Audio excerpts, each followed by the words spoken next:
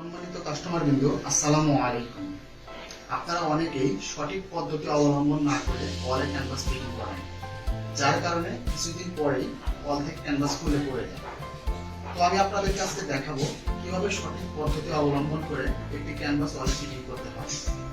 তাহলে চলো দেখা যাক।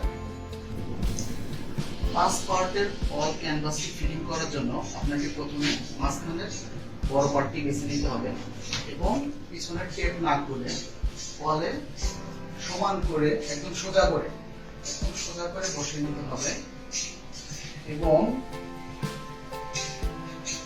4 কর্নারে মার্ক করে নিতে হবে।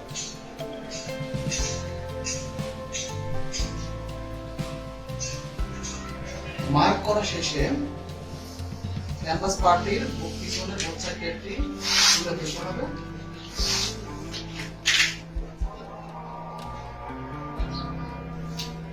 এবং মার্ক করা অংশে একদম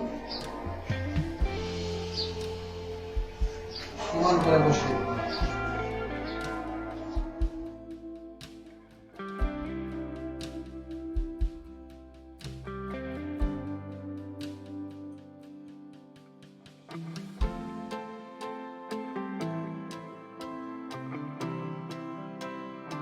আমাদের ক্যানভাস ফিটিং করা শেষ।